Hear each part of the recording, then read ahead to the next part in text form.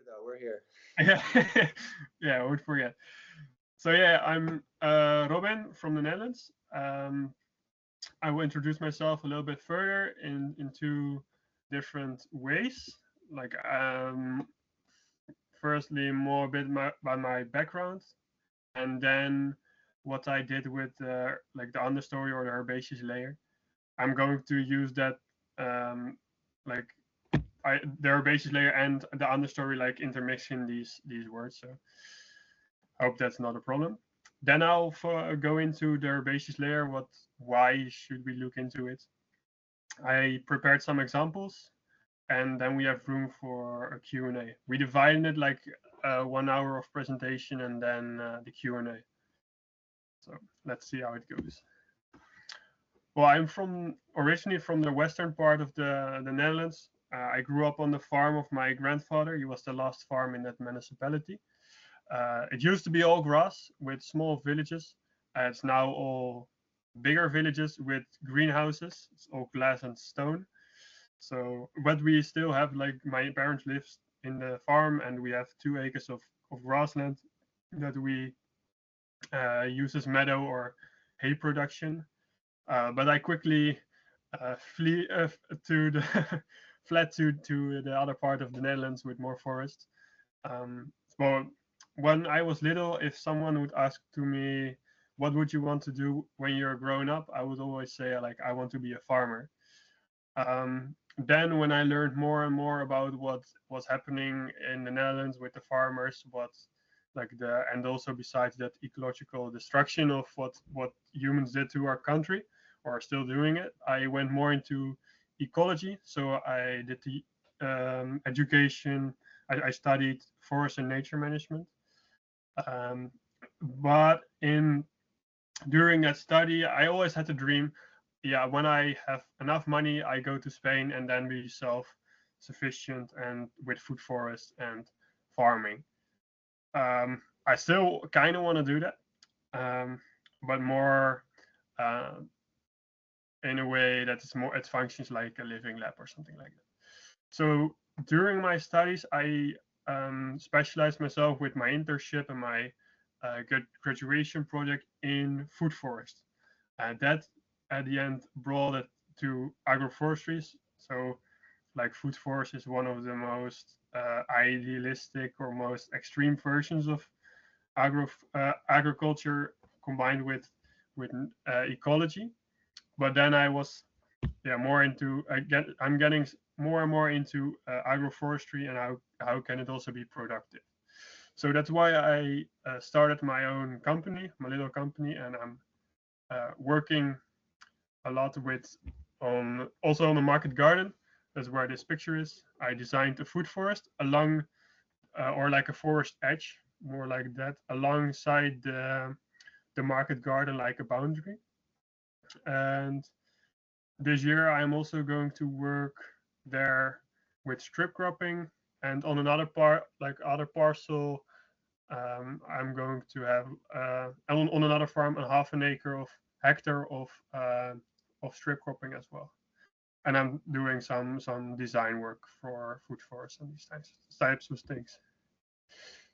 So, like Joshua mentioned, we met on the EU CAP Network focus group. That was really interesting.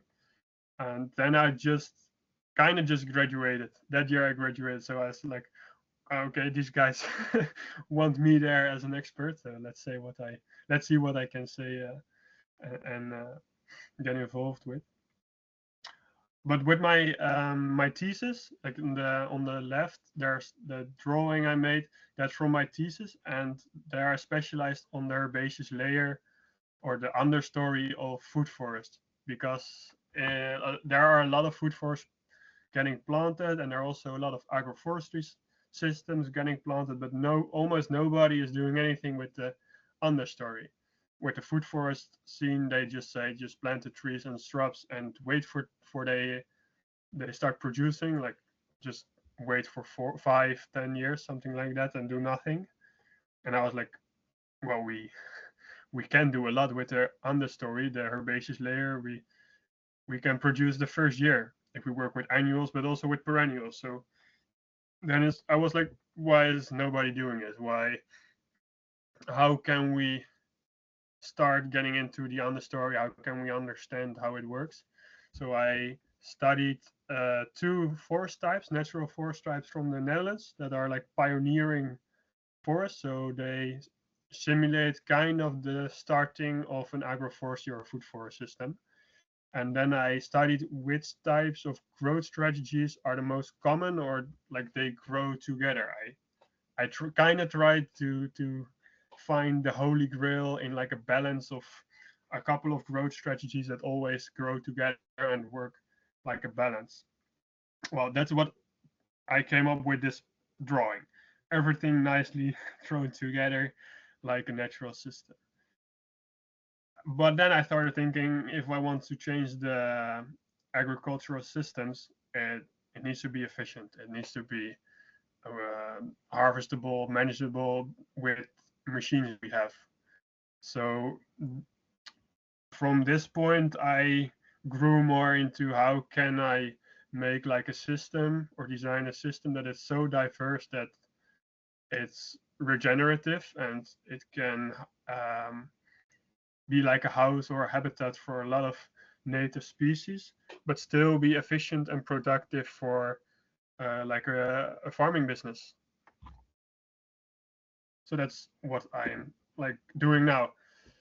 Um, yeah, why should we incorporate the understory? Like I said, it's where you can get the first production. If you plant a tree, most of the time you need to wait at least 5 years for a decent production or more. And with the understory, if you do annual or perennial, like with perennial, most of the times you also need to wait 1 or 2 years for they completely settle. But with annuals, you can produce first year. Um, so you have like an extra production besides your trees. And with extra diversity in your like cropping system in the understory, it also creates a more like you have a more diverse system above ground, but it also means you have a more diverse system underground, which sustain a lot of microorganisms that live there. So it creates a healthier soil, and with all this combined, it creates a healthier system. You have more production, more different produces, so you're not so reliant on just one thing. It's always in a mix. So if something fails, you still have something else. A nice example is wheat with lentils. In the Netherlands, lentils like one every 3 years it succeeds. Like 2 years you don't have harvest of your lentils, but it still makes the quality of your wheat um, better and the production better of your wheat that it's still worth it. So sometimes you have lentils and wheat, and sometimes you just wheat, but better and more wheat. So it's the system also gets healthy, and you have the internal pest and disease reduction, or like like an ecological system. You have less pests and diseases. Well, at least that's the idea. But there are some really nice examples nowadays with farms like growing potatoes between 15 different species of what most people would call weeds, but the yeah they grow so nicely without um, like pesticides and fertilizer. It's really mind blowing what can be done. So here's like an example of an experiment I did last year. It's on my friend's place. We planted like a food forest system, but in rows. And between those rows, like you see, the trees are really tiny. It's just some sticks. And before these trees will close the canopy and create a lot of shade, you can produce a lot of food in between those rows. And even if you have like an agroforestry system that has those trees wider from it, like farther away from each other, like 40 meters, you can always do strip cropping in between, or have like meadows in between. But here we tried strip cropping on really poor dry soils. Without I didn't use any fertilizers. It was like an experiment what could work in like Dutch desert, really infertile system. Most failed, but the millet succeeded really well. I did chickpeas. I did a nice corn experiment with some biostimulants in the seeds. So yeah, it diversifies the system and also the production system. So, and you don't have to wait for the trees. That's really nice. Then the healthy soils. Like Joshua said, I went to Chile from October until half of December, where I visited a lot of agroforestry projects there from the north of Chile, where it's almost like semi-desert, semi-arid, until the south, where it's more like Scandinavia. And it was really, on one hand, really interesting to see what you can do with the soil.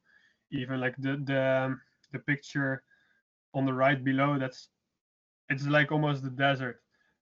But if you manage your system differently, so you don't have the erosion, you can change it completely, and have a nice production. So with those, with the understory here, the other picture, see, like it's a really lush forest. It's a little bit less dry, but still pretty dry. It's like Mediterranean area, but it shows that if you have stuff growing, it will grow and it will regenerate the soil, and always have it like covered. And the cover above ground prevents a lot of erosion of your topsoil. The the dead plants, when they die off in winter, they produce like organic matter.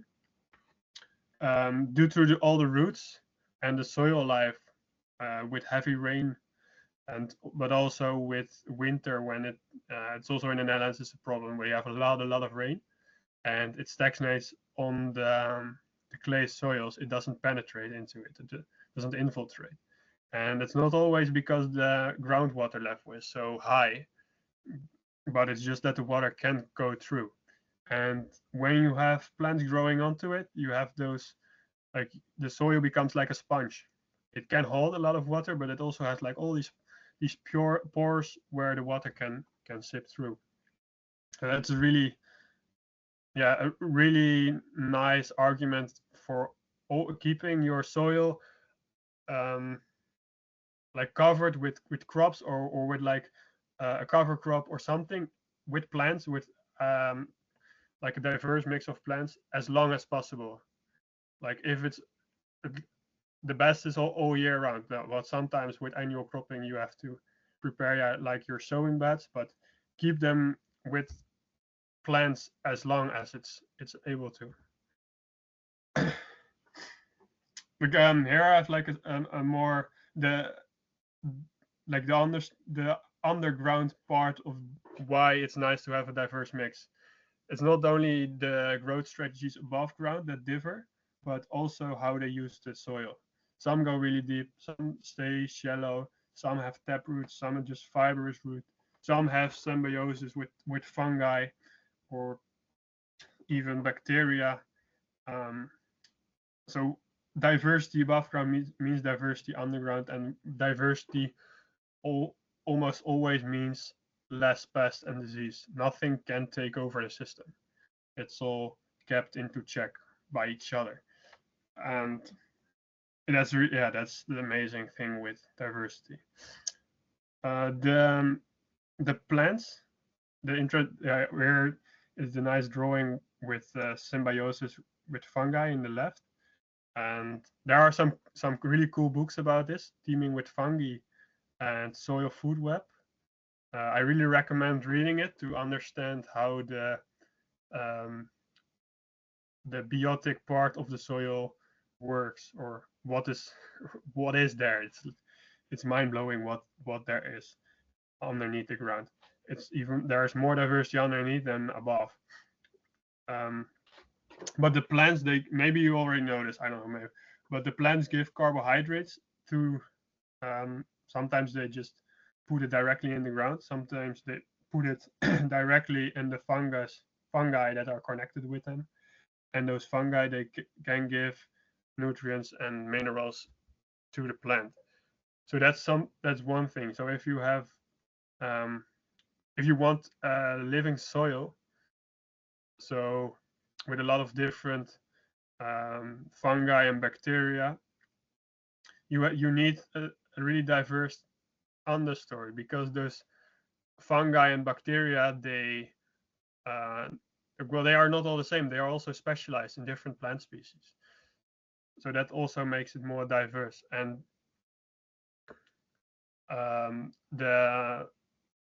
besides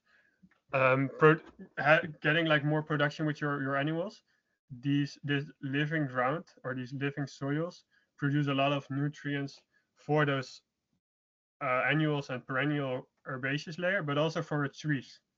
So if these fungal systems die, I just read in a book that if you have just 2 weeks of bare ground, like with you till the ground, just 2 weeks bare ground without living plants on it, the soil ecology dies down, and with that it also damages your trees, because they need that living soil. When it's dry, fungi can go really deep and get the water from lower levels. Well, I maybe I went a bit too far with the healthy soils, but I really recommend reading this book. It's really amazing what we can do with the soil, how we can heal it, and how it can work for our plants. It's almost always feeding the soil, keeping the soil healthy, and that will keep your plants healthy, and not directly feeding the plants and then hoping that they produce. It's mostly the other way around. Here's a nice picture or overview what can be done with a cropping system. This is a image taken from the starting paper of our focus group, and from all the parameters, it gives like an overview of what could be a positive or even negative thing with having a diverse understory. Like soil erosion, like I mentioned, less fertilizer use with some good. It all comes down to making nice combinations. You can also do a crop association with 2 crops that compete each other, and that definitely won't work. But if you have some nice combinations, you can get more yield, less fertilizer, more efficient use of your soil, less erosion, all that. So less pest and disease. So that's, yeah, these are things why it's really nice to incorporate an understory in your agroforestry system and not keep it like bare land or just a monoculture or something. But then how do we use the herbaceous layer? You can make it really complex or really simple, just how you want to. I will get into the examples later. But first I want to illustrate a little bit how those growth strategies work. This is from my thesis. Like, I came down to maybe 15 general ideas of how plants, at least in the Netherlands, can be classified. And with this information, you can link the different strategies through the different crops, and then you can puzzle what will work together, which niches can I fill with different crops. On the side is the example of the wheat with the lentils. The lentils need something to climb into. The wheat is a nice straight stalk to climb in, but if you only have the nice straight stalks, there's always going to grow something beneath. That could be weeds, but if you fill it with the lentils, you fill those gaps in, and you have like twice the harvest, less work. You don't have to use pests, or you don't have the weeds. So that's a nice thing to play with, and there are like endless amount of different things you can come up with. It's just, what do you want to grow, what works for your farm, what works on your soil, what are the pests or the weeds I'm dealing with, how can I cope with this by not trying to work against nature with pests or with herbicides or pesticides and fertilizer, but how can I puzzle or like take this challenge and figure out how can I team up with nature and fill in those niches how nature would do it, but then on a farm scale or on a business scale that it also provides a nice wage for the farmer. And besides using this for the understory, you can also look this in this way with the shrubs or your trees in your system. Not every tree grows the same. Not every shrub grows the same. They all need different values, and it's also how high will something grow. If you have like a nice weed and something that wants to climb into it, you can also work with peas, but there are some peas varieties that grow to 2 or 3 meters. So then you need to select another variety of weed to cope with that, or just don't use a pea that grows that high. So it makes it really complex, but it also makes it really exciting. For me, it's like a really nice challenge to look for something that works. I don't know how is the time. Oh, it's nice. We're doing good. It's 3:34, 3:35. Yeah, nice. The 3 examples, I tried to make some examples that are the most useful or most being used or easy to use for farmers. So that is trees and shrubs or with strip cropping that can be annual or perennial. And with the trees, you can it doesn't need to be fruit bearing trees. It can be wood producing, or it can be trees that are nice to graze for your cattle or whatever. Then trees with beneficial plants for mulch. So this system is completely focused on your trees. The understory is there to be like the fertilizer or the nutrient supply for your trees. And then there is agroforestry with livestock.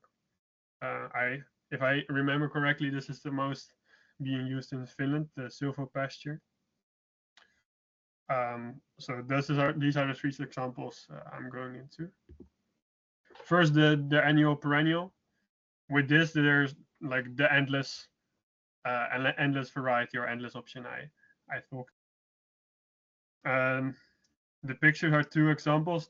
On the right is the one we went to in Toulouse with the fava bean and wheat. And next to it, it's the market garden I worked on. This was last year with kale, other cabbages and onions.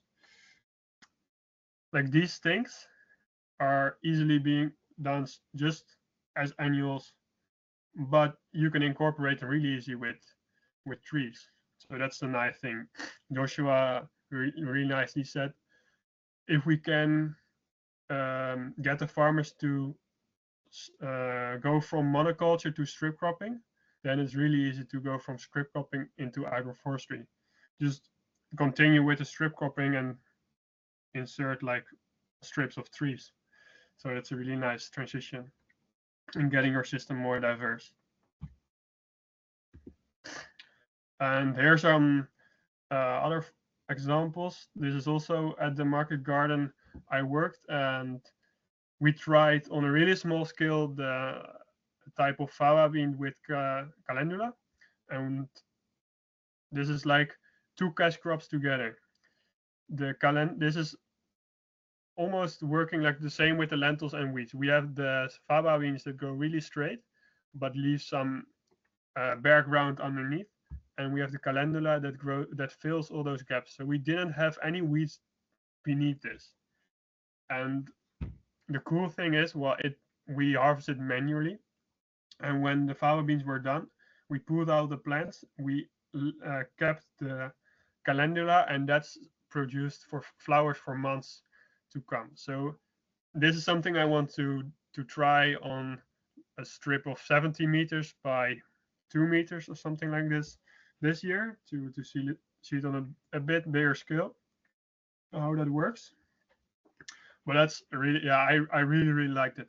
We dried the flowers, put them in herbal tea mixes, and people loved it. And the other underneath, that's lemon balm. That is from the food forest. So this is a perennial herb I planted in the rows of the food forest system, or it's like forest ash food forest system.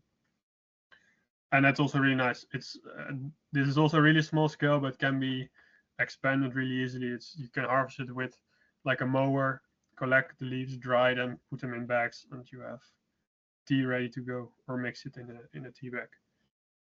So these are some nice examples that can be done. And we are in the Netherlands with some people trying to get this going on a bit bigger scale, and we need to see what kind of machines we need, what type of innovations we need to do to get this going, and being able to have farmers in an agroforestry system, and underneath those 3 rows there can be rows of different herbs that can be perennial or annual and be harvested economically. But yeah, something with strip cropping and the strips of the trees. For most of the crops, annual crops, it's really hard to sow them in the line with the trees because there are the trees and you can drive over them. So in those rows that also get the most shade the fastest, it's really nice to get perennials going there. And lemon balm can handle a bit of shade. It's not the most shade tolerant, but in the first years it can be done really nicely. But there are some herbs and some perennial vegetables that can grow really nicely in the shade, but also in full sun. So that is a nice way to cope with the difficulty of having trees, but still wanting to produce something underneath those trees. And then we have the trees with beneficial plants, and with 2 pictures of Chile again. The one on the right is the most dry part I went to. This is like the natural vegetation is just pure cactus or cacti. It's insanely dry and really overgrazed and degenerate. Like this ecosystem is getting destroyed. It used to be forest, then they cut down the trees, then they put cows and sheep and goats on it, and now not only the things that the goats cannot eat grow there, and it's turning into desert because when the trees are gone, the rain gets kept away as well. So here it's almost essential to work with the way of mulching your understory. If you don't do that, there's no way to feed your trees. Yeah, you can try and fertilize them with chemicals, put a lot of water into it, but there's not a lot of water there. And when the soil is dead, you can do that for 10 years and then it's over. Then you exploited everything and it's gone. So here they try to regenerate this system by mulching everything that grows between the trees, in the tree lines, and generate as much biomass as possible and put that all in the tree line. So there the soil gets covered, the moisture doesn't evaporate that easily, there's less erosion, like the humus is getting made in the soil, there's organic matter there, soil life is starting, and it's succeeding. They manage with what just this year they said we had a really good year. We had 100 milliliters of water of rainfall this whole year. So, and they managed to produce a lot of fruit. I hope they will with this system be able to do that for a lot of decades. But I'm afraid that a lot of other farms that are doing it the conventional way will just dry out. I saw a lot of fields that they used to have like avocados or other fruiting trees that are just dead. And on the other part is the other picture is also in Chile. It's a bit less dry, but they also use the to mulch just to get my biomass. And besides getting biomass and your soil covered and a lot of organic matter in your tree line, there are also some really interesting plants, a lot of from the mentha family, like peppermint, but also basil, but that's an annual. But there's a lot of in those family that produce, or lavender, that produce like chemicals, which can be transferred by fungal systems to trees to repel insects. It's something that people are studying, and it seemed to be working. So that's something really interesting. And also there are a lot of species of herbs, sorrows. How is it really famous one with the really big taproot? I forgot the name. Symphytum officinalis. Maybe someone knows it by the Comfrey. The English is comfrey. Yeah. Yeah, comfrey. They have really nice nutritious leaves. If you chop them, they regrow, and you can put all that mulch with really nice diverse mixes. Just mow them, put them in the trees, generate biomass, and fertilize your trees in that way, so they grow and produce a lot of fruit or wood or whatever you want. And then the last is agroforestry with livestock. This is maybe the most simple version, or maybe the one before this with mulching is the most simple version. This is also pretty simple. The only thing is that you need to protect your trees, otherwise they will be eaten. Or which some in the Netherlands are doing, what in the agroforestry this sector, the most agroforestry systems are being planted with cattle farms. They are trying to regrow the hedges we had in the past. Like before the Second World War, everything was there were no fences. Everything was with hedges.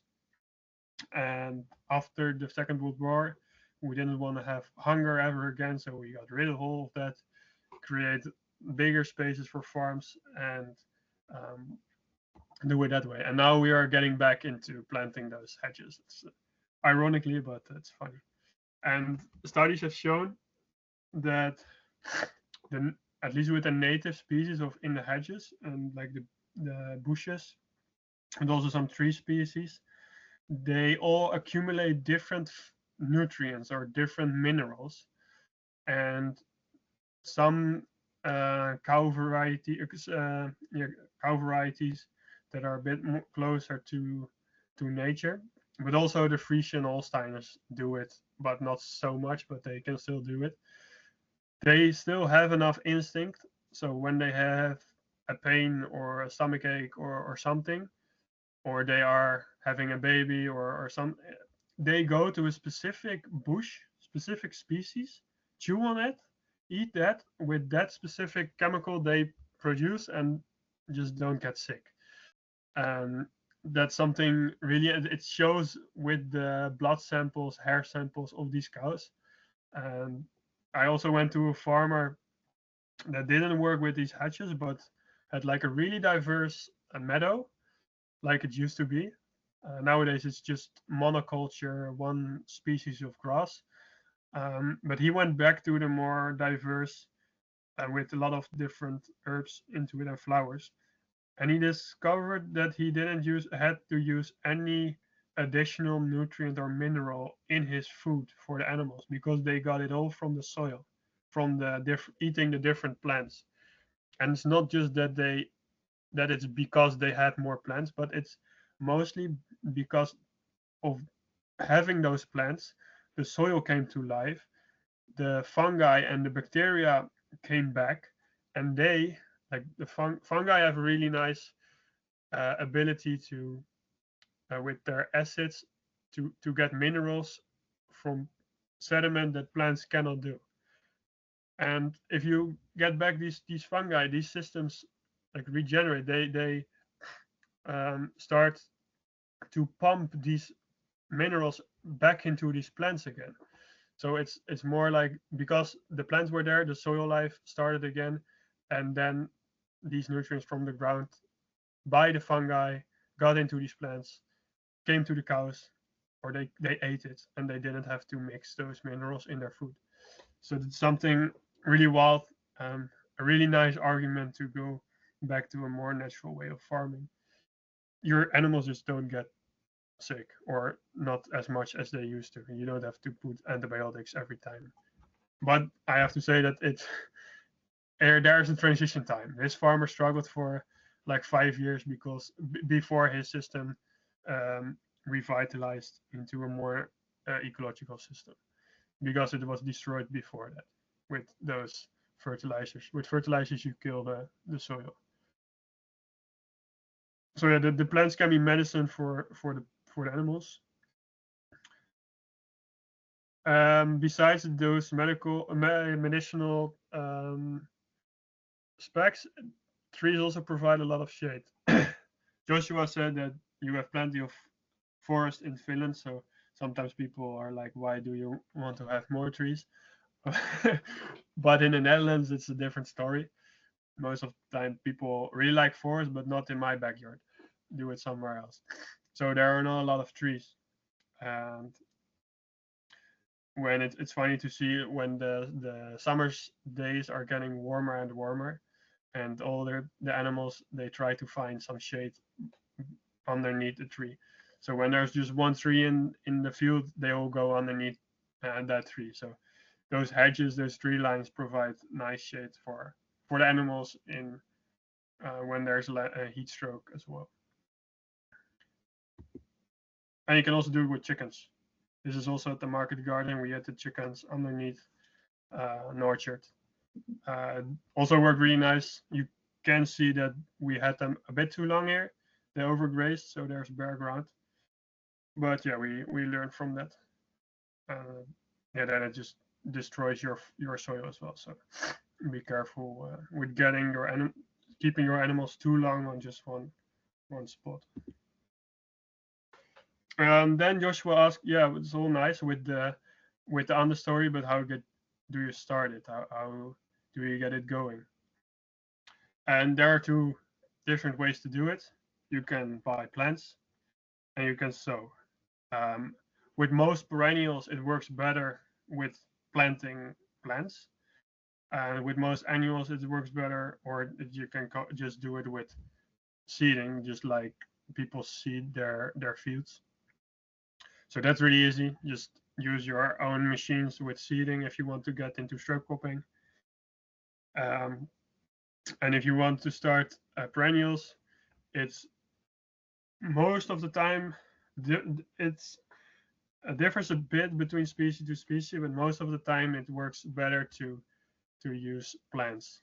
And there are some that can do really nice with seeds, like artichoke, but I don't think that will grow in Finland. But most is just with plants, and you can start with a small patch, and in 2-3 years you can split these plants again to plant more. So because plants are really expensive. You can get like 100 grams of seeds for €3, but most of these plants are €3 each. So yeah, it's really high cost. But the thing is that you have to do it once, and then with the hostas, this is the nice. I'm really enthusiastic about the hostas because it's you can harvest the shoots. It's commercially grown in Japan. It's a vegetable from Japan. In the Netherlands, a lot of people know this species, but just like it's food for the snails, and you can grow it in the shade. It's one of the few plants in gardens that grow in almost full shade. So that's really nice underneath the trees because they produce really nicely underneath the trees.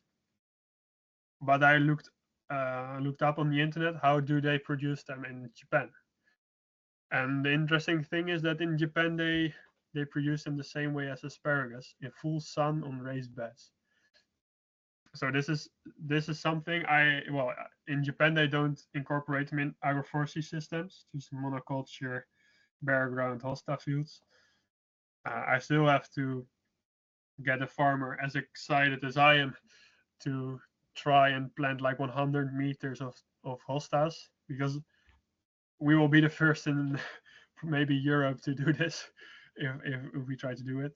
It's not being used as a vegetable in Europe, but it's really delicious. It's really easy to grow, and something you can just plant when you start your agroforestry system in full sun. Make sure it gets enough water with like in irrigation system, and then when the canopy closes underneath in those 3 rows, you can still produce hostas because they tolerate the shade nicely. But yeah, with all this, you can start puzzling. You can take up the challenge and find a nice way how you can start an understory production in the agroforestry systems you're looking for. So I hope it's all nice on time, and we can start maybe a discussion or a conversation about questions you might have around this topic. So thanks for the attention, and I am curious about your views and questions on this topic. All right, thank you, Robin. We're definitely on time. We still have an hour and 5 minutes until the sauna is ready, at least here. So we're right on time. I appreciate the presentation. You gave us a lot of different practices and ideas that perhaps they should mirror some of what I've heard that our farmers are working with. Before we jump into questions, I wanted to say just a few things that jumped out at me from your presentation. And well, the first one is that we did try to keep this at a relatively general level to stay with Robin's expertise and what he's been working with, so that you have food for thought for this next hour when we do a discussion. And in that way, you can give a little bit of background, a little bit of there's time for that to give some background and context, what you're trying to do. And then we can all participate and try to think through some of what you're doing. So with that said, the few things that popped out at me, one of the things that we have in Finland with thinking about your understory, in particular with our agroforestry systems, that we use a lot of deciduous trees, because most of our commercial forest plantations are conifers. Very few farmers, even on a small scale, or especially on a small scale, are very interested in planting more conifers, spruce and pine. So you're leaning towards your fruit trees or other kinds of deciduous trees. And what that means is you have this really beautiful window of light availability and penetration down to the floor of the system, even as it matures or gets a bit older. So there are a lot of these perennial herbaceous plants that are well adapted to this niche, not only in space, but also in time. So you think something like mid-April to the end of May is about 6 weeks. And in 6 weeks, an established, healthy, perennial herbaceous plant can really go through its full life cycle if it's suited to that space. And that goes back to what Robin said about choosing your right combination. So that is a really particular period of time when we need to get the photosynthesis going, but the trees are waiting until June, until summer shows up almost at times before they really leaf out. And this is a good time to capture sunlight and put it into something other than weeds that you could potentially sell. So think about that as another niche here, is that it's not just underneath your trees, but when is the light or resources really available? And so spring is one of those. Another thing I wanted to pick up on that he mentioned was with the agroforestry and livestock, which are, there are different kinds of examples and practices you can do there, but this idea that the animals are able to select for the kind of resource they need at a particular life stage or condition. So this is being studied now by universities. It used to be something that a lot of people thought was just, old wisdom, and maybe it's true, maybe it's not, but there's beginning to be a body of evidence showing that yes, animals are able to do this. So one step back from that, though, is if you don't have animals that are feeding, you do have this underground herd of the microbiome of the soil. And that goes everything from the microbiome, you know, things that are microscopic, to macrofauna. And so those are earthworms, small mammals that don't cause problems, because not all mammals destroy our tree roots. But imagine, you know, if you can get a cow, which is a really big animal, to self-medicate on this diversity of plants, whether it's trees or the herbaceous, you know, or grasses that are in the system, you know, think about what that is doing for the diet of the soil and the soil life. So there is a lot of evidence to show that diversity of leaf litter and plant material is also very useful. So it's not, you know, if you don't have cows, you're still getting benefits from the diversity. And then my very last one is, you know, these biotic glues. So Robin mentioned that he just read a study with 2 weeks being a window where your soil biology begins to shut down if it's not being actively fed. And that rhymes really well with what's being studied in the US and Canada, and saying how long does a soil aggregate, you know, these living structures that are, you know, a mix of fungal hyphae, bacterial colonies, and they're pulling together the soil particles, they're being held together by these biotic glues. And so these biotic glues only come from living plants or fungi that living plants essentially are feeding. And they start to break apart or be consumed by the decomposer end of the soil food web in about 2 weeks or 4 weeks, depending on soil conditions. So again, this is a really important thing when we have your agroforestry system, to make sure that, you know, you've got your trees there, but they're never really meant to exist alone. They need these other plants to help hold that soil and actually build that soil. So those were some of those things that popped out for me. And if this is any, you know, forewarning to you guys, if everybody's kind of too tired on a Friday to say anything, that I will grill Robin over the coals for an hour. But I'm going to be quiet now and open up the floor for questions.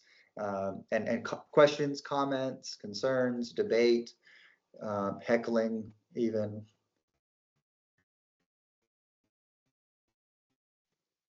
And you can use the raise, yeah, great, use the raise hand, so sorry. Okay, yeah, I have a few questions.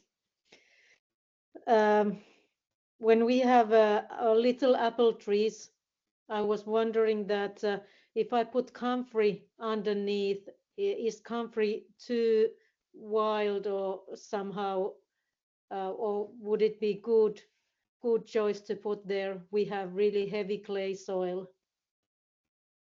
Well, when the trees are small, I always leave like 1.5, or like a half a meter diameter around the tree that is like with wood chips or with some compost. Especially when the trees are small, they can suffer from competition with herbs. So that's something to keep in mind. And if I still want to plant like comfrey or other species that are beneficial, I plant them at first outside of this parameter of wood chips. And I really like wood chips because that's also feeding the soil instead of having like bare compost, because compost is just a seeding bed for new weeds or grass. If you have like wood chip, it's also really easy to get rid of those weeds, because it keeps the ground loose, and you can just pull them out if they come up. And it's mostly just keep attention with the grasses and really big herbs that grow really close to the trees. Grasses can give chemicals that slow down the growth of other plants and also small trees. So yeah, okay, thanks. I have another one that we were wondering that you mentioned that you are mowing the herbs with a lawnmower. So aren't they a bit dirty? And so afterwards, so how, or was it that you are not cutting it with a lawnmower? It is something, another mower. What did you meant with that taking the herbs down? With mowing, like as a mulch, you can just use the same equipment you would use with like harvesting forage for animals or hay production. Those disc Yeah. mowers or Okay. something like that. No, lawnmower will take way too long, and it will just smash everything to pieces. Yeah. That's I was wondering that what's Yeah. on is going on. No, it's more the how it's done with hay production as well. These type of mowers. Well, Yeah. on a small scale, I think I recall seeing some photos or even a video, Robin, from this past summer where you guys were using like a hand powered Yeah, for tool, harvesting. something like a shrub trimmer or something. Do you want to elaborate on that, or do you want to pretend it didn't? Just say I didn't see it. Well, I use that to harvest the herbs for making like the tea mixes.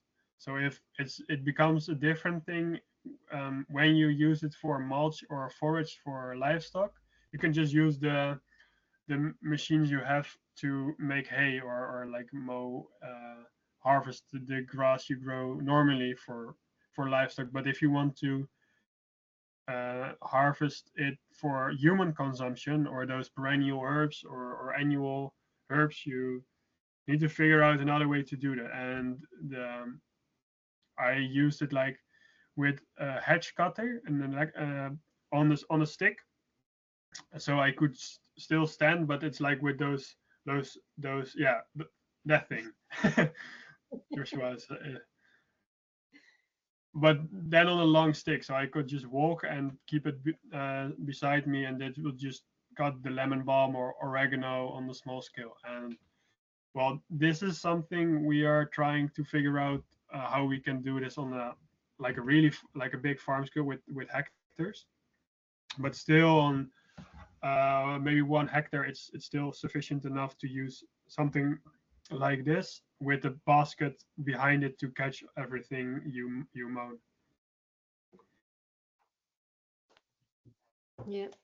Okay. And one more. Do you have any knowledge about growing amaranth? Well, I tried it last year on that really poor soil, but that didn't really work. Probably because of nitrogen deficiency. So yeah, I don't really have a lot of experience with it. Just tried it once. In the market garden, we always have some growing, but that's more like for the ornamental flowers. But on clay soils, it does it pretty well on the wetter types of soils. It should be an easy crop, but I haven't just done large swaths of it. Really small scale. Okay. Yeah. Thanks. Oh, yeah. Before we go to Slava, if we have time, we could maybe talk a bit about amaranth production too. Again, at the end, if we go through the questions, because I have some ideas that we could bounce off, and it might be a bit fun. So you've been really patient there, Slava. I'll let you take the floor. Yeah, actually, it has been answered already, partially at least, about the cover crops.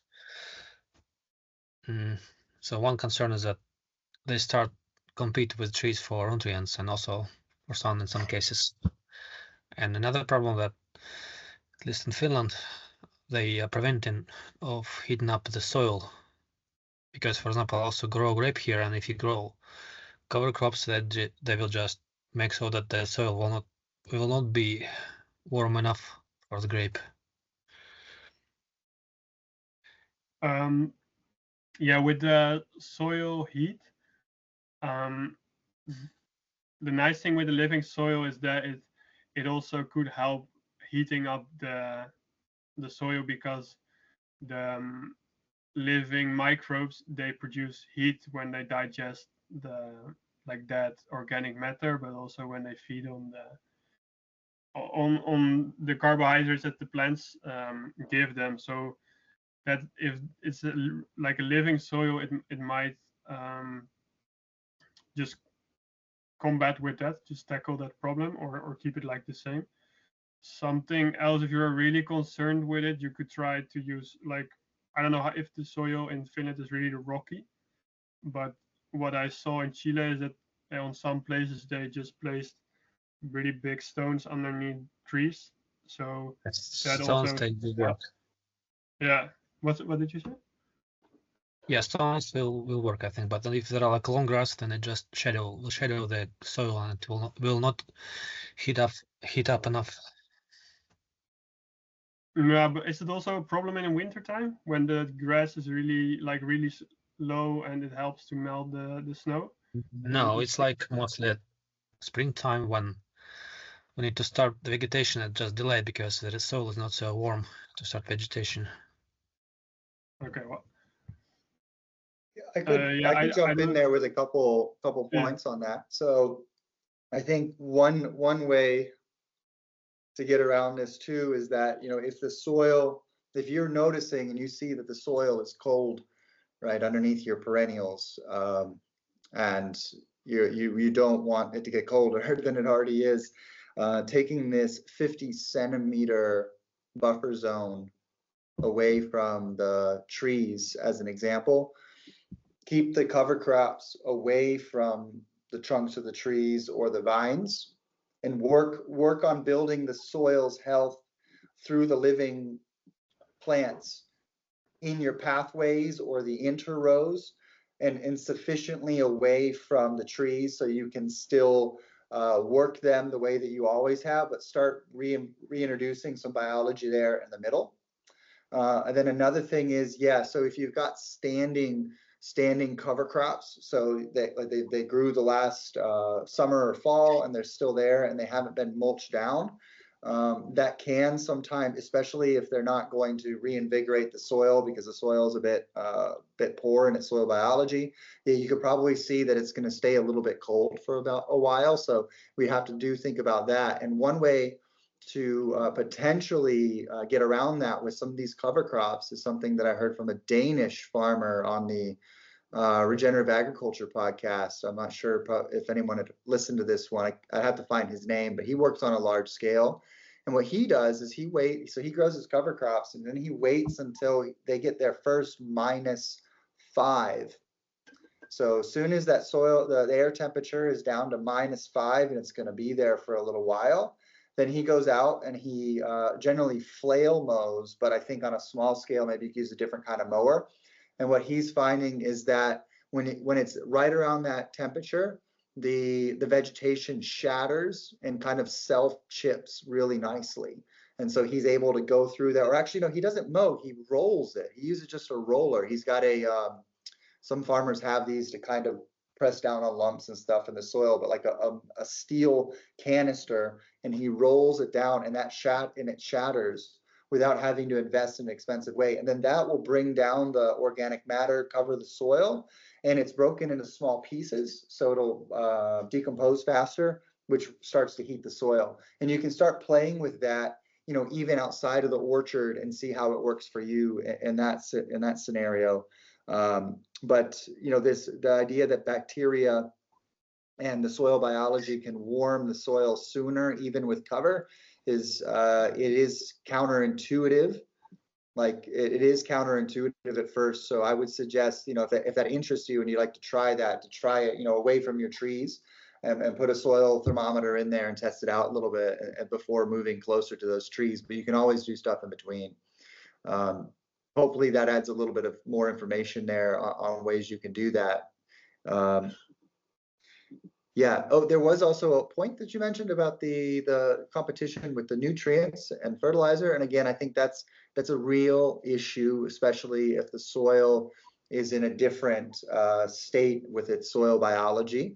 And that's, again, going back to that 50 centimeter buffer zone around your young, especially the young trees. Really important to do that before.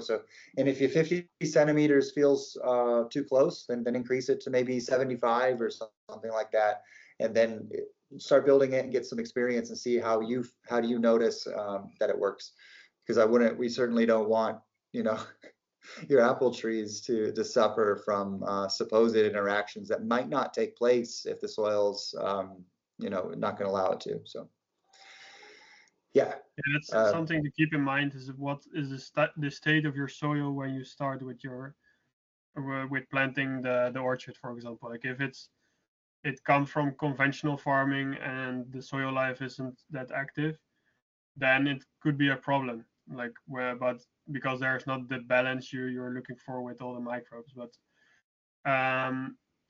white clover is widely used in the agroforestry systems in the Netherlands, at least.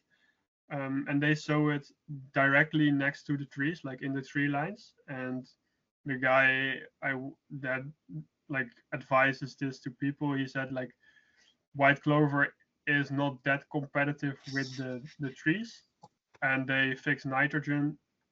It covers everything, and so there's no grass or other weeds he doesn't want, and he just mows that every now and then and mulches directly in the tree lines. And he also does this on his how do you call it, where they are breeding like the new small trees. What is the name for that again? Nursery. Yeah, nursery. He also does that in a nursery. He has everything covered with white clover, and there it's on slightly sandy soils. It works. It doesn't compete with or at least it doesn't hurt the trees. But yeah, take care. If you see your trees are suffering, just strip it and put something else or wood chips or keep it bare if needed. Yeah, actually, I have another question: is how do you think if such kind of system can be commercially profitable and kind of more profitable than conventional farms and have higher production? With cover crops? With like this agroforestry systems, if they can be profitable and have production higher than like conventional farms. Production higher. Well, commercially profitable, yeah. Maybe it not can high. be profitable, definitely. I believe that it can be profitable. I cannot say that it is because there aren't that many examples that are in like a full grown state, because they are just getting planted most of the time now, or they are a couple of years old. There's this discussion part in the Netherlands as well, really big part. It's always the biggest thing. How do you if you want to motivate other people to do it, and we don't have the data that it works, it's always hard. But normal orchards work as well, and if you want to transition from that to more regenerative systems, just diversify. Not have only the same 3 variations of apples, or don't only have apples, or have species or varieties that are stronger. Yeah, but it will require more maintenance and more time spent on that if you have a lot of different species and different. In some ways it will be more maintenance, but in other ways you don't have to put in the chemicals. And if you want to have like a nice farm for 200 years to come, in the Netherlands there are parts it's just like or in Chile it's okay, you can go on the way you're used to, and then you need to look for another piece of land in the next 30 years because it will be completely drained with nutrients. So it's an investment in the system, and in the first years it will be more work maybe probably than a conventional farm, but it will last in the future. Now, I think with the orchard scenario, it's going to be the herbaceous layer. It's not necessarily an understory with in an orchard. There's a lot of light coming in, and you want a lot of good airflow. So maybe I called it understory diversification, but I like that Robin refers to it as the herbaceous layer. Getting in 4 to 6 or 8 species of herbaceous plants in there on the ground that don't grow very tall. That's going to already help quite a lot versus kind of having an anything goes strategy. So the white clovers, there's a lot of different varieties of white clover out there too. You can get some that are real, that they don't grow much at all. They're quite small. Then there are also a few other perennial herbaceous plants that don't grow very tall either. That can be mixed in and also bought from seed relatively inexpensively, and they'll grow in with the grass and some of those dandelions and things, which you may want to exclude from the area around your trees with the drip irrigation and the fertigation system that you're thinking about doing. But having that diversity in the interrow is becoming a very big thing, especially in North America. North America is a bit easier because our subsidy system is different. And people are just trying all sorts of things. But California, you're seeing a huge push in all of the orchards, whether it's almonds or it's walnuts or things they used to just keep completely bare.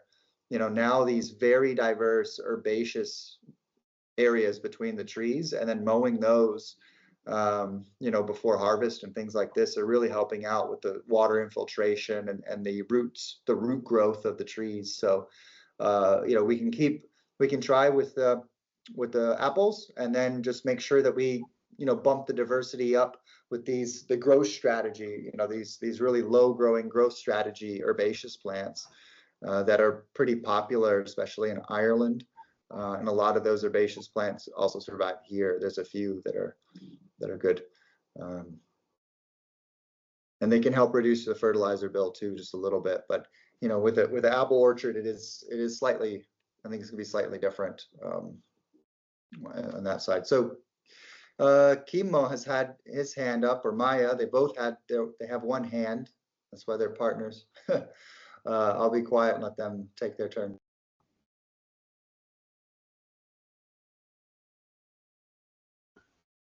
Hello. Hi. Hi, everyone. Hi, Robin. Nice to meet you. I came in quite late. I was stuck in traffic, unfortunately, for a while. So I think I saw about the last 2 slides.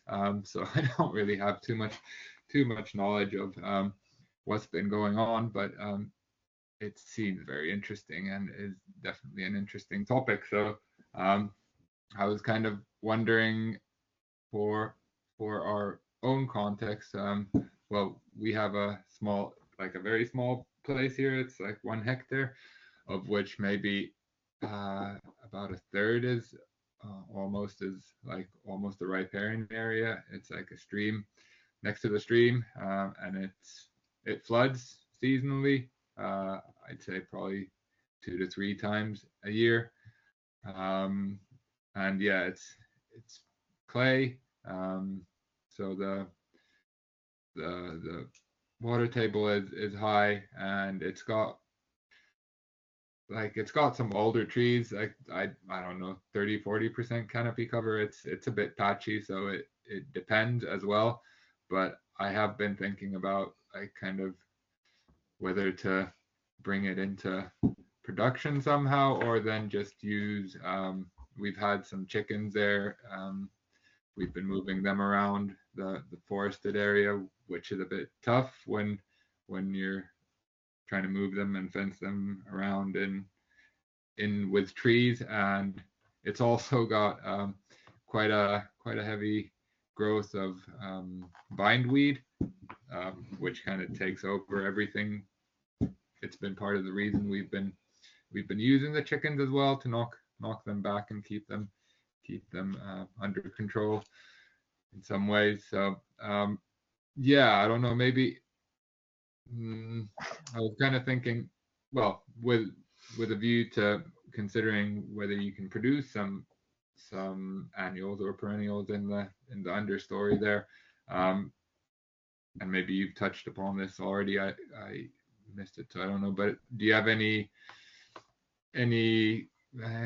like plants to recommend for these like heavy clay soils which are occasionally inundated for production, or then for biomass production as to be used as mulch? Like one of the ideas is also like Well, there's willow growing there already. Get these like fast growing trees, chip them and use that as mulch, but get some herbaceous mulch in there as well. So kind of if you have clues on what those could be, or really anyone has clues on those, then be willing to hear.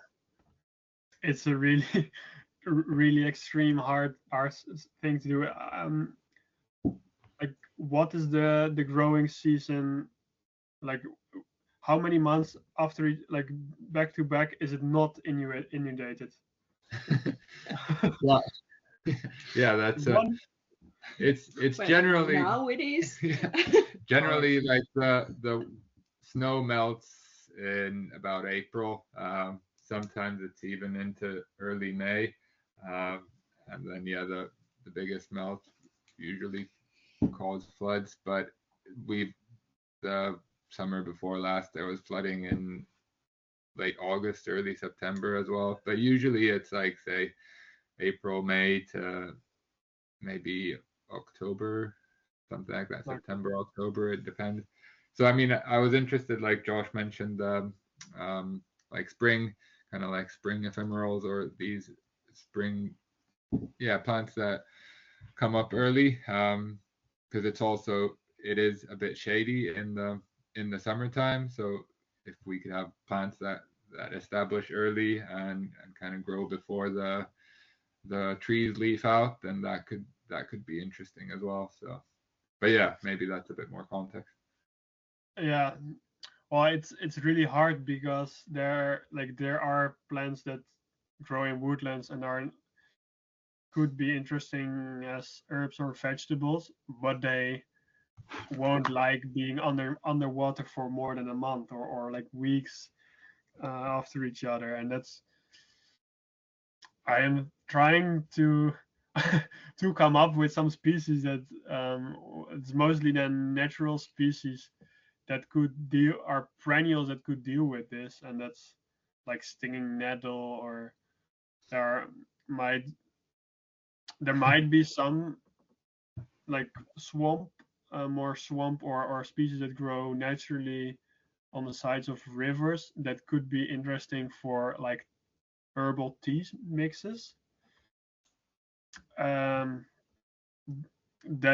might be an option. And with annual crops, then if it's clay, it's really nutritious soil. So everything that can handle these short grow cycles, it could work on, and then select crops that you maybe are already doing can handle a bit of wet feet in the growing season, and just being able to sow them as late as the water goes away and harvest them before the water comes again. But if it's in a patchy, woody area, it's that would be be really hard to do annual cropping in there as well. So or clear it from the trees, but that would be a waste, or use it as biomass with trees and maybe some native herbs for tea mixes, or also biomass. Probably like that. It's really hard to get perennials that are interesting for food production that could handle these amounts of water above their heads. Yeah, I mean, the flooding usually it doesn't last too long. It's like a few days to a week, maybe maximum. Like probably week or two. It might be in springtime if there's a lot of snow melting at once, but it generally kind of the level drops a bit, but the water is still quite close to the surface level. So yeah, nettle is definitely a good one and interesting one. We forage it at the moment, and we've also started some nettle beds, like looking to just grow nettle so we could harvest it easier and more quickly. So yeah, that's a good one. How about something like, is it ramsons, like bearlaw? I think, in Germany. Oh yeah. Is that how wet does that tolerate? I think you- it could handle these circumstances. It is more that it likes really nice forest soils, but it looks like you have that in that patch there.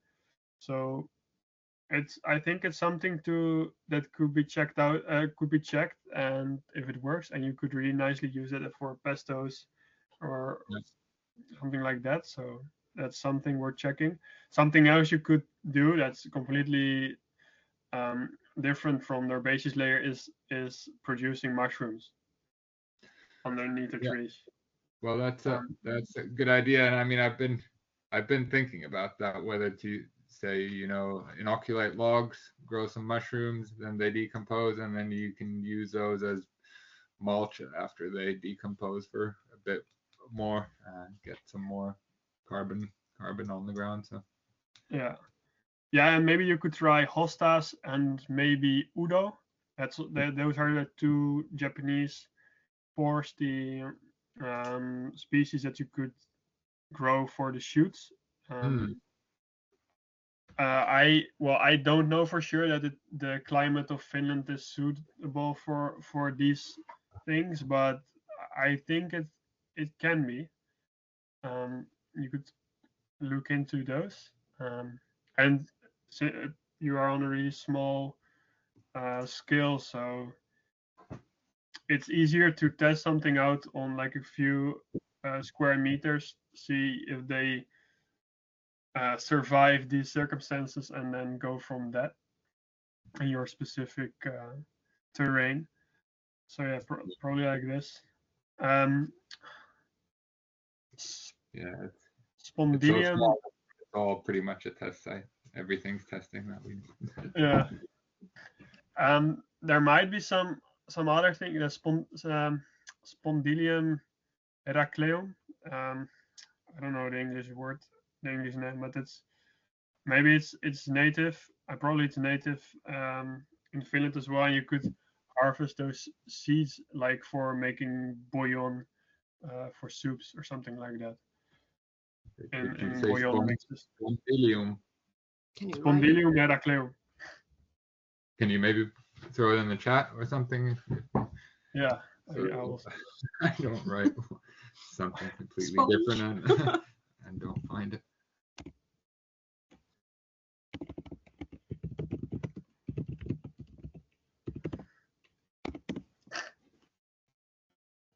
Yeah, and try to just observe what grows naturally in these kinds of systems, and if there's something that's sorry, I mixed the Latin name. It's Heracleum spondylium. Other way around. Okay. I will put it in the chat. Yeah, observe which kind of native species grow there naturally, and are like if you have bushcraft books or something that's wild edible plants, and it's something you could harvest on a small scale, make like bouillon mixes, powder mixes, grind them down with some other really tasty species, or make tea mixes out of it. These are things to get into, or you could try. Yeah, no, that's a great point. I mean, we've got meadow sweet and valerian root and some fireweed as well. So, which I mean, we can use all those anyways. So they're used to some extent, but it's just considering options here. Thank you for those. I don't know if you want to hear any of my ideas. We've also got more. We just spent 3 days in Talent together, so I put in a 440-page wetland species guide for, like, there's a word that I'm not even gonna try to pronounce at the end of the day on Friday for this kind of culture in swamps. There's a kind of fancy pants Latin word for it. That a colleague just sent me. So that's in the chat there, this Silvopasture, this plant guide. So that's going to be a really interesting one. You can download that and take a look into some other plants. Yeah, so I have some other ideas too, but I would like to get to Sadi's question, and then if we still have time, maybe we could come back around to some of these wetland ideas. But I'll be quiet and let Sadi ask a question. Thanks. Okei, kiitos. Mä kysyn nyt suomeksi.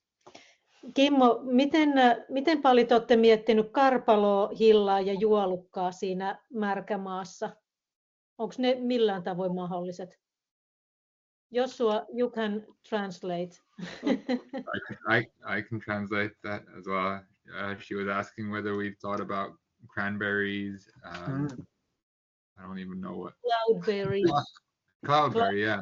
Yeah, and juolukka, I don't know what is that juolukka. It's like a blueberry. I don't know. Could it be huckleberry, something like that? Oh yeah.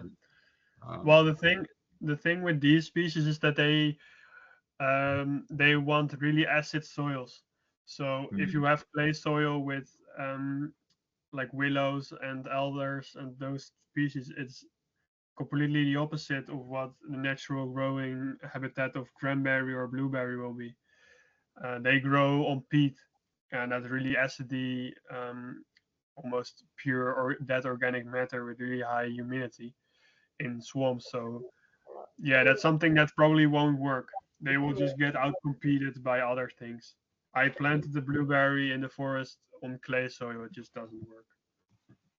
You can try to manipulate your soil by dumping a shitload of wood chips from pine trees and make your soil acid, but that's, in my opinion, just ruining the system you have. Yeah, we haven't really considered it either. We have bilberry, but it's kind of 20 meters up where it's a lot drier, and yeah, that the stream bed isn't. Yeah, it's different vegetation, so I guess.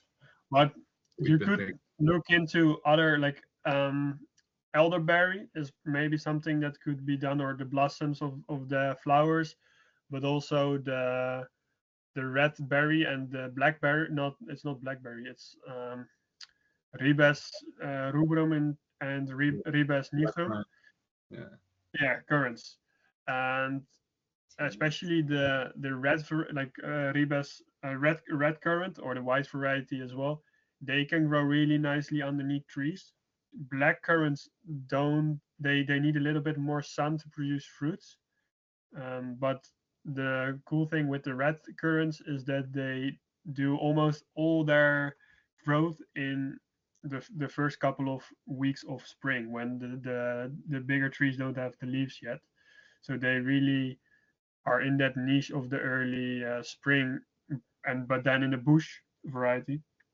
And I have it underneath like a full closed canopy orchard, and every year it's full with berries. The only sad thing is that the birds eat them all. Yeah. Because it's just one bush. But the blackcurrant that doesn't succeed in that it grows, and the thing you could do with it, if it's in a really shaded place, is that you use the leaves for teas, because it still grows like vegetationally, and you could harvest the leaves instead of producing berries. But if you have patches without trees, just put them into the sun and you have nice berries as well. And they probably tolerate some inundation as well, I think. Yeah, we actually have a wild blackcurrant there, which doesn't really produce berries, but it's alive. It's alive, and yeah, produces leaves, and we do use the leaves with like pickles or something, so they're pretty. Yeah, you can use them in many ways. Yeah, but red currants is a good idea. I don't know, the birds don't. Well, they eat them a bit, but they don't seem to be like all over them, which I kind of expected them to be. But okay. But, yeah. And another thing that came up to me is that the ground inundates for a couple of weeks, but keep in mind that it's not a swamp. Like the soils in swamp and the habitat is really different from a swamp. Then this is more like the edge of a river that inundates every now and then and gets like a clay deposit, the deposit high, it probably has a really nice pH, really nutritious. And it's not wet every day. Swamp is always wet, so those plant species differ quite a bit. So in your case, you need plants that can handle both extremes, like dry, then when it's dry and when it's completely wet. And with a swamp, it's always wet. So that's something to keep in mind. Yeah. That's a really good point, is that only part of that habitat would be actually like not a swamp still, but always wet. Yeah, and then kind of mapping that out. I think one thing that we didn't get into too much was talking about some of Robin's experience working with some syntropic farms in South America and Chile when he was there last year. And I think that there's a concept in there of doing a system reset. And that's when you take the older senescent, I guess they don't have to be older, but the senescent trees, especially the ones that are intercepting the most light, and doing really vigorous pruning or heading cuts on those in order to generate this, well, to bring the energy back in, the light energy. Slava left, but that's a little joke, and he makes sure that we're talking about the right kind of energy. Keep it scientific here. That I don't know if you guys have done anything like that yet.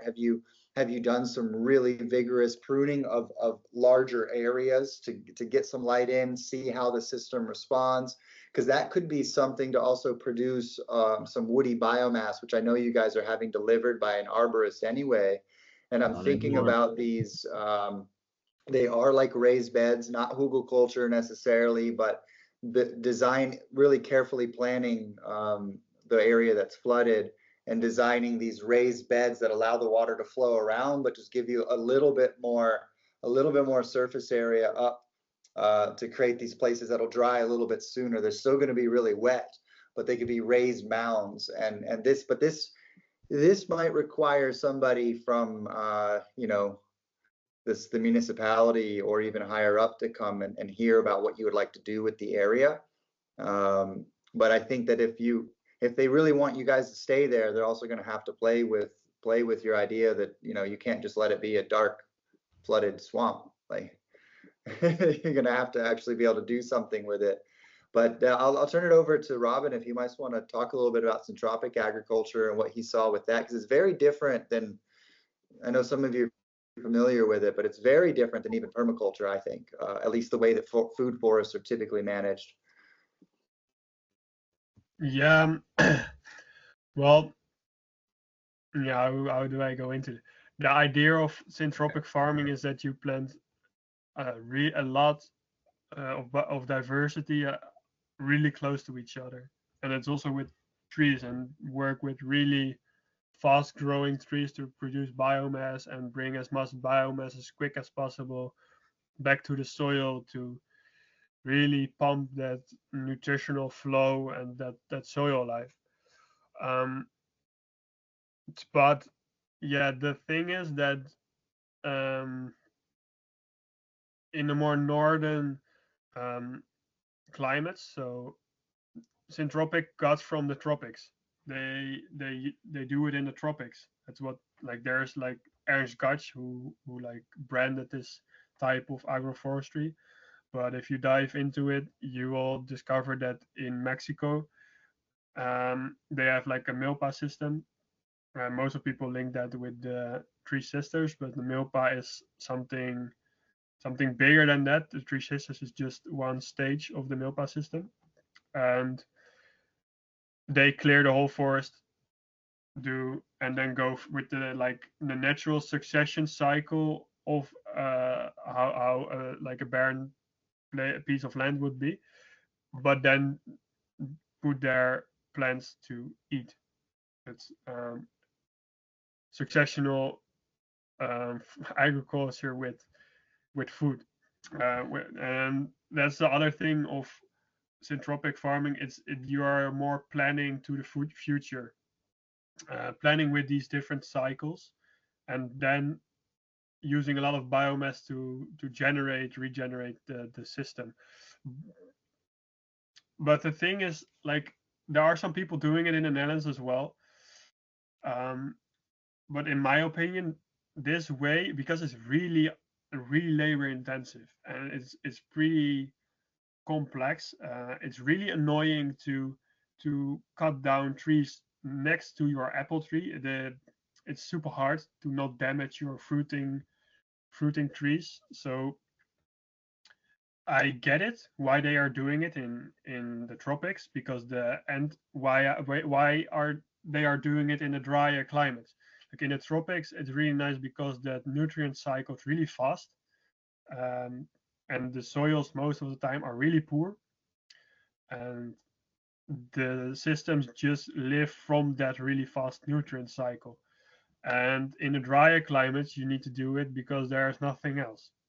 You start with sand, and if you want to grow something onto it, you need to create your soil. And this Syntropic way is a way to generate soil really fast. But in my opinion, like in the Netherlands, but probably also in Finland, we have plenty of water. We have pretty nice soils. Yeah, the leaves fall automatically in winter when you have deciduous trees. Plants die down in winter automatically. We don't have to worry about forest fires when we don't cut our herbs that are died out or dried out. So that cycle is already going on automatically. And because we don't have those really poor soils, if you have really poor soil, even in the Netherlands, there are some dry, sandy soils that are really poor. Yeah, syntropic farming could be really interesting to do there. But otherwise, it would be really, something you get yourself into and be a real lot of work. That's not necessarily needed on the tree level. Syntropic farming could be, or those principles, and mulching and creating biomass, with that idea of syntropic, could be really nice when you only use it in a herbaceous layer. But you can just mowing and mulching is really easy with just the herbaceous layer. You don't have to worry about cutting down a tree every 3 years or every 2 years and damaging your fruiting trees. And with the herbaceous layer, you won't damage your trees, because if you just mow it. In that way, it would be really nice. Another way, syntropic farming is something interesting for the tropics and really in the drier climates. And yeah, that's how I see it. I don't know how you think about this, Joshua. No, I think those are really good points, and it's one of the reasons why we don't like the system that we're doing is not really syntropic, because God, the amount of work is insane. But some of the principles of the multi-layer, getting something, not much, but getting something up above the fruit trees, very light shading, as opposed to what's done in most syntropic systems where it becomes quite different. But there is also a lot of good evidence for what happens to trees and soil with the regular cutting and the pruning, with pollarding and coppicing in our environment, which I think also have some benefits. And I also think that this idea of creating a growth pulse, if you've got a system that's a bit sluggish and you would like to, if you really want to do something, it's, I think, a little bit better to create a clearing, a planned disturbance.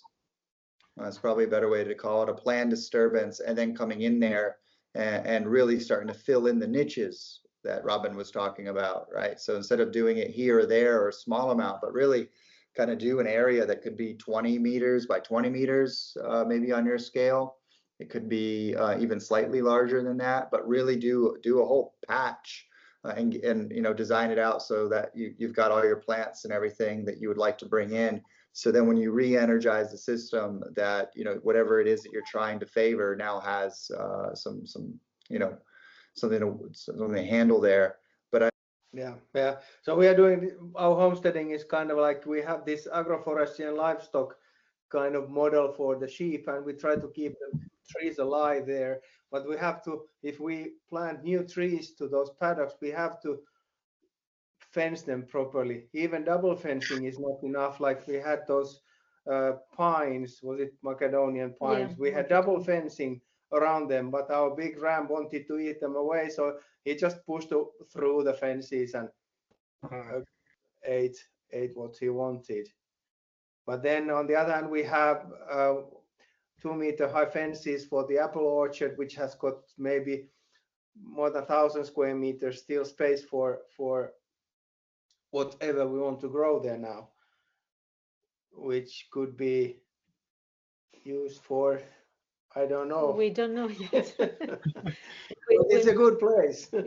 Yeah, we want to put more organic to the soil because it's heavy clay.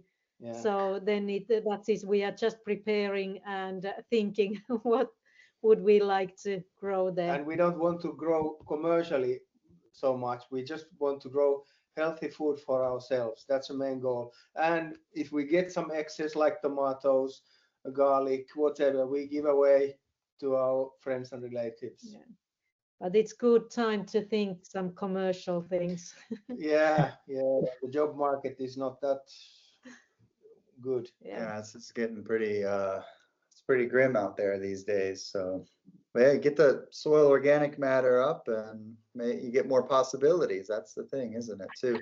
But really, I think some of what we was put in the chat, like these swamp, I love it, swamp plant for teas, you know. There's some interesting markets out there, I think, with these perennial plants in the understory and getting small bags of things here and there. I haven't looked into it necessarily myself, but it seems to be something that pops up quite often as people are willing to pay a fair bit, but it's the processing and the investment and the workflow. Yeah, that's a hard thing. Like I've heard that it was also in our focus group from the Netherlands. Also, there's a nice company that produces or makes those tea mixes, and they get their species from other farmers. But it's a pretty small scale. But it's for people that want to do things on small scale. It's really nice. And if you have a nice production of herbs, and a lot of those herbs are native species, so if you can select some species that grow well in your type of soil and are wanted in those mixes, and you can process it, you can sell that for, like, we are selling those dry herb mixes for 200 euros a kilo. Well, the dried leaves don't weigh a lot, but it's something that is pretty valuable and worth it to. It's pretty easy. Just mow it or cut it, dry it, put it in a bag, and sell it for a lot of money. Yeah, but just then you have to find the market. Who is buying your products? Now our everything we do here is paid by the honeybees. So we have honeybees, and selling the honey pays all the bills here. We like all the electricity, water, everything, our tractor. So and we have limited time when we are fully employed somewhere else. So we want to have something that is low maintenance, easy products. Yeah, you know, this has got me really thinking about these bee meadows, deliberate, perennial, long flowering times. You might need these orchards and everything. They really don't need to be golf courses. They really could incorporate strips that have a longer flowering time. And if you're doing you guys are doing pollination services probably, right? For folks that it'd be interesting to start developing that too, because that's agroforestry. That's also agroforestry. And when it comes to developing the market for these things, it just got me thinking that, you know, I read a story about a wine producer whose wine is illegal in or something like this in France because he blends grapes from Australia, South Africa. You know, he brings them all together, and the French all go crazy and say you're not allowed to do that. But you know, is not bringing in herbs from all over the world. But if there was a market or a possibility to bring farmers who have different microclimates, different soils, and then therefore different species that they can grow, sort of what Robin was talking about. And then you could have these like super local single estate teas, but then you could also maybe get these interesting blends where you have swamp plants plus dry plants or something like this, and you come up with different flavor profiles, and it could be like a cooperative between different farms, but with the herbaceous layer. I don't know, just kind of spitballing here at the end of the day on a Friday, but you know, it's you know, where there's a will, there's a way, I think, and try it out and see what you can do, because it's going to help the soil a lot to have these deep-rooted perennials with your trees, and a lot of those tea plants, correct me if I'm wrong, Robin, but they grow from pretty inexpensive seeds, or like, we're not talking about propagating certain kinds of, like, some of these plants are super cheap. You can buy the seeds or gather them yourselves. Yeah, yeah, especially when it's native and you know it grows on your soil. Just till a little bit, or just shallow till your soil that's like it's bare ground. Make a seeding bed, sow it, and it will probably work. And with other herbs that are, you are more certain that it will succeed if you just plant the plants. Sometimes you can also just find them in the wild, chop some roots off and go and propagate from that, so it's also free. If you do it on small scale, that's